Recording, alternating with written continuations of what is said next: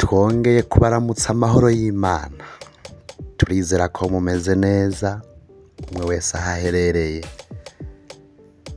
Ni ibyishimo ntangere kongera kubana namwe kuno munsi.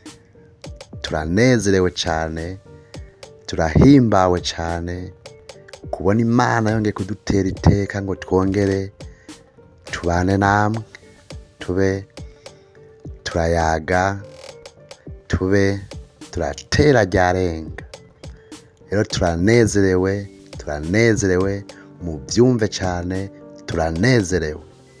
Rero turabatahije aho umwe wese aherereye, aho muri mu mpande zine z'isi, abari mu burasirazuba n'abari mu burengero bwaryo, mwese turabaramukije. Amahoro y'Imana akomeza aganze imitima yanyu. Rero turabibutsa muri mushasha kwa runo rubuga, ikintu cya mbere wari ukwiye kubanza gukora ni ukubanza kwiyabona kugira uzohora ubona amakuru uko tuyatanze. Nyimba naho unezerezwa n'ibiganiro ducisha ngaha hantu, uremerewe kubisangiza abandi kugira ngo ntiwisangize amakuru, usangire na bagenzi bawe. Hama rero kugira sindabicisha amatsiko, murashobora kuba muriko muribaza ati tugiye kuganira kubiki. Nk'uko uno munsi twabibemereye yuko tuzoza turabaha ibiganiro bijanye n'umunsi tuba tugezeko, amateka yaranze umunsi tuba turiko. Ni kwigenekerezo rya 21 ruheshi uno munsi turiko turavugana. Tugiye kubaha amateka amwamwe yaranze ubu munsi.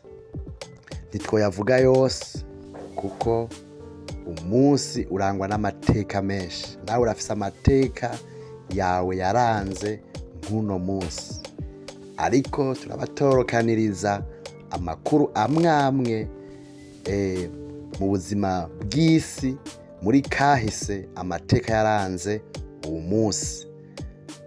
Tutagiye kure, tugiye gutangura tubahe amakuru yaranze uwo munsi w'igenekerezo rya 21 ruheshi. Twagiye.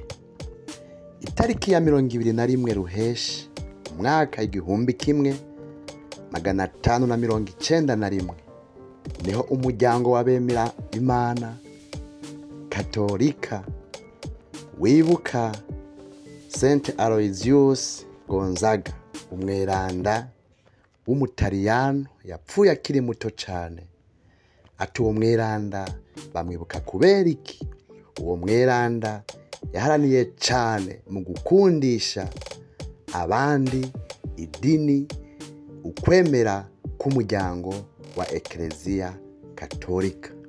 Ikindi kintu gihambaye bamwibukirako cyane ni ukuntu yitaho abababaye, na cyane abagwaye ingwara zikomeye cyane, izo twokwita ingwara za kasamutwe. Turavuga ingwara benshi batinya cyane, harimwo nk'umugera wa sida, imibembe, igituntu na kanseri. Rero uwo munsi niho Katolika yibuka uwo mweranda Aloysius. Turakomereza hariya mu Bayahudi, hariya ibwisirayeli, kuko mu kwezi kwa ruheshi ni ukwezi bise Tamuzi. Hariya mu Bayahudi bakwibukamwo ibintu byinshi, cyane amateka mabi yaranze ibihe bagiye baracamo. Iyi tariki ya 21 ruheshi hariya mu Bayahudi ibwisirayeli niwo munsi batangira igice c'imisi bise Tisha B'Av, nukuvuga imisi y'agahinda.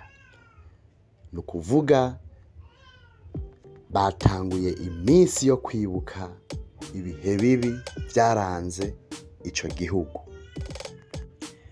Mudukundire tubanze tubandanirize amakuru yaranze uno munsi mu karere ka EAC. Hariya mu gihugu ca Kenya hari nkuno munsi itariki 21 z'ukwezi kwa Ruheshi mu mwaka w'ibihumbi 2011 niho wari umunsi bise The Day of Unite in Prayer. Hariya mu gihugu ca Kenya hatunganijwe amasengesho, igikorane canke igiterane cahuje amashengero akomeye ariko afise ukwizera gutandukanye canke ukwemera gutandukanye. Cari igiteramo canke igikorane cahuje ishengero ry'abaporoti, aba Anglikani n'aba Isilamu. Ati intumbero yari iyi: intumbero kwari ugusengera akarere ico gihugu giherereyemwo muri rusangi. Iyindi ntumbero ihambaye cane kwari ugusengera imigwi y'iterabwoba yari itanguye kuvyura umugara mu majaruguru y'igihugu ca Kenya. Niyo mvo haci hatunganwa ico giterane c'ubwiyunge kugira basengera akarere kose. Reka tubandanirize amakuru yaranze uno munsi hari y'Ivatika. Itariki nk'iyi ya 21 Ruheshi umwaka w'igihumbi 1985 niho hashigwa ahabona inyandiko canke ibitabo vyanditswe n'umweranda canke umwungere mukuru yigeze kuyobora Kereziya Katolika yitwa Papa Paul Yohani wa kabiri. Hifashishijwe abamisiyonere mu gukwiragiza ivyo bitabo no kwigisha ukwemera mu gihugu ca Siriya n'ahandi. Amakuru yaranze uwo munsi nk'uko twabibabwiye ntitwayavuga yose ngo tuyamare, ariko reka tuyasozerere ku nkuru yo muri Isilamu. Iyi tariki kandi ntihurirana neza n'ijambo rikomeye muri Koha mu muryango wa Isilamu, ariko mu mateka ya Isilamu hari amadeni canke amahadabu yagiye aratangwa mu mezi ya Ruheshi.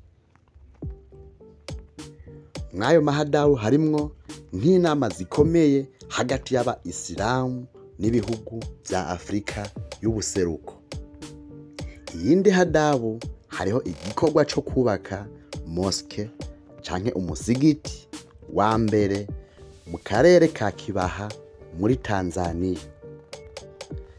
Uwo musigiti watanguye kubakwa mu mwaka w'igihumbi 1975 hama urangirwa kubaka nk'uno munsi turiko turavugana nk'iri genekerezo nyene rya 21 Ruheshi mu mwaka w'igihumbi 1977.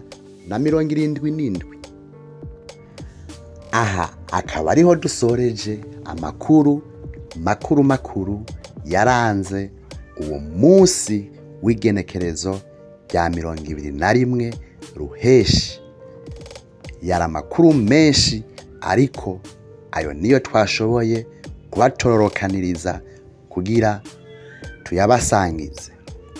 Ukaba wanezerewe, ukaba hari ibyo wumvise tugufashije, bitwereke muri commentaire. Yimba ari igitekerezo canke iciyumviro wipfuza kutwunganira, twandikire muri commentaire, niho turabishura.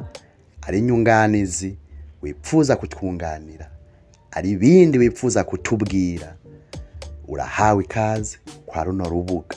Dukomeze tubane, dukomeze tubwirana amakuru, tuze turamenya ahisi igeze, naho yavuye, naho iri kiraja. Murakoze cyane. Imana yo mwijuru ikomeze bahezagire, ibagire neza mu bikorwa vyanyu vyose, umwe wese ahaherereye. Imana ibahe umugisha mwinshi.